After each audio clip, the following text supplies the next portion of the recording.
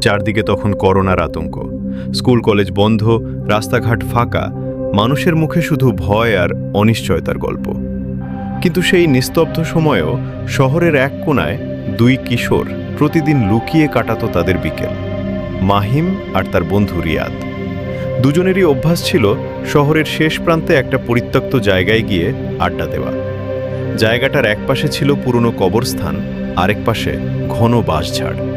লোকজন সাধারণত ওদিক দিয়ে যেত না, কারণ সন্ধ্যার পর এলাকাটা নিয়ে অনেক অদ্ভুত গল্প শোনা যেত। কিন্তু মাহিম আর রিয়াদের এসব নিয়ে মাথা ব্যথা ছিল না। ওরা সেখানে যেত একটাই কারণে, গোপনে সিগারেট খাওয়ার জন্য। সেদিনও তারা আগের মতো সেখানে বসেছিল। রিয়াদ পকেট থেকে সিগারেট বের করে আগুন ধরাতে যাবে, ঠিক তখনই হঠাৎ করে চারপাশে অস্বাভাবিক ঠান্ডা বাতাস বইতে শুরু করল। বাঁশঝাড় কেঁপে উঠল। মনে হচ্ছিল কেউ যেন অন্ধকারের ভেতর থেকে তাকিয়ে আছে। মাহিম প্রথমে বিষয়টা হেসে উড়িয়ে দিল, কিন্তু কয়েক সেকেন্ড পরই তারা লক্ষ্য করল হঠাৎ করে কয়েকজন মানুষ সেই নির্জন রাস্তা দিয়ে হাঁটছে। এটা খুব অস্বাভাবিক ছিল, কারণ সন্ধ্যার পর ওই রাস্তা প্রায় কেউ ব্যবহার করত না। রিয়াদ বিরক্ত হয়ে বলল, ধুর, এখন আর এখানে থাকা যাবে না, কেউ দেখে ফেললে বাসায় খবর চলে যাবে। মাহিম মাথা নেড়ে বলল, চলো তাহলে, কাল ফজরের আজানের পর আসি, তখন পুরো এলাকা ফাঁকা থাকবে। রিয়াদ মুচকি হেসে বলল, ঠিক আছে, আমি এসে তোকে ডেকে নিয়ে যাব। এরপর তারা দুজন বাড়ি ফিরে গেল। রাত বাড়তে লাগলো। খাওয়া দাওয়া শেষ করে মাহিম বিছানায় শুয়ে মোবাইল দেখতে দেখতে কখন ঘুমিয়ে পড়েছিল সে নিজেও বুঝতে পারেনি। হঠাৎ মাঝরাতে তার ঘুম ভেঙে গেল। জানালার বাইরে থেকে কেউ ধীরে ধীরে ডাকছে, মাহিম, এই মাহিম, বাইরে আয়।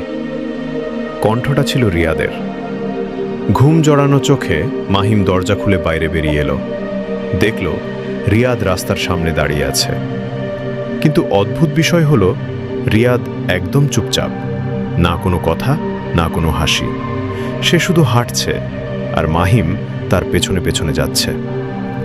চারপাশ তখন অস্বাভাবিক নীরব। দূরে কুকুরের কান্নার শব্দ, বাতাসে কবরস্থানের স্যাঁতস্যাঁতে গন্ধ। হাঁটতে হাঁটতে তারা সেই পুরনো জায়গায় পৌঁছে গেল। মাহিম পকেট থেকে সিগারেট বের করে বলল, নে, আগুন ধর। রিয়াদ ধীরে মাথা নিচু করে বলল, আমি আর সিগারেট খাবো না। মাহিম বিরক্ত হয়ে বলল, তাহলে এত রাতে এখানে কেন আনলি?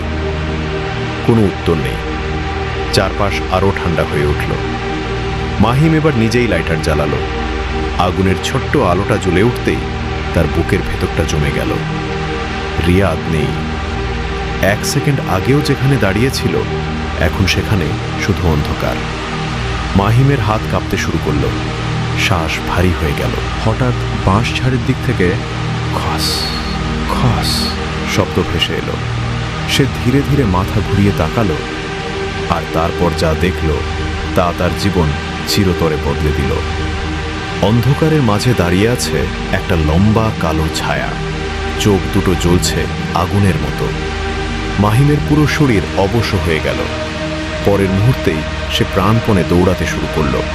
পেছন থেকে ভারী কণ্ঠে কেউ বলল, কোথায় পালাবি? মনে হচ্ছিল শব্দটা চারদিক থেকে আসছে। দৌড়াতে দৌড়াতে মাহিম একটা বিশাল ফাঁকা মাঠে এসে পড়ল। চারপাশ ঘন অন্ধকারে ঢাকা। হঠাৎ সেই কণ্ঠ আবার ভেসে এলো, আজ তোকে মাটির নিচে পুঁতে ফেলব।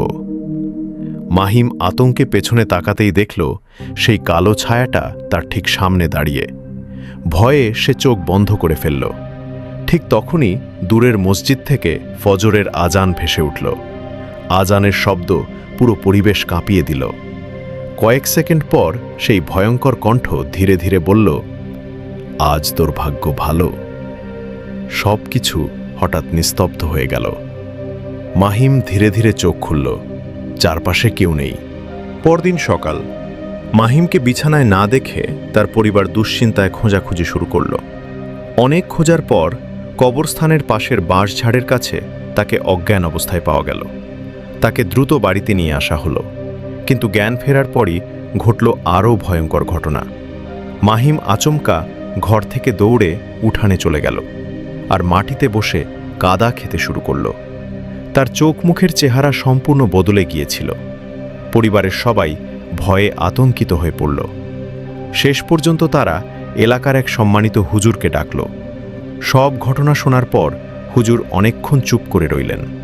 তারপর মাহিমকে একটি ঘরে নিয়ে দরজা বন্ধ করে দিলেন। ভেতর থেকে অদ্ভুত শব্দ ভেসে আসছিল।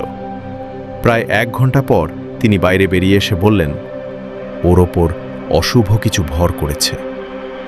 পরিবারের সবাই ভয়ে কেঁপে উঠল। হুজুর ধীরে বললেন, আজ রাতেই পুরনো কবরস্থানে কিছু মিষ্টি আর একটি লাল মোরগ রেখে আসতে হবে, না হলে ওকে বাঁচানো কঠিন হবে।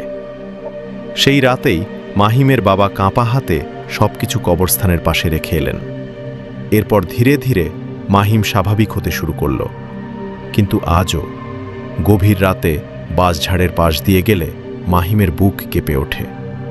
কারণ সে এখনও বিশ্বাস করে সেদিন রাতে যেটা তাকে ডেকে নিয়ে গিয়েছিল সেটা তার বন্ধু রিয়াদ ছিল না। রহস্যময় ও গম্ভীর আজকের এই বিভৎস ঘটনাটি আপনাদের কেমন লাগলো?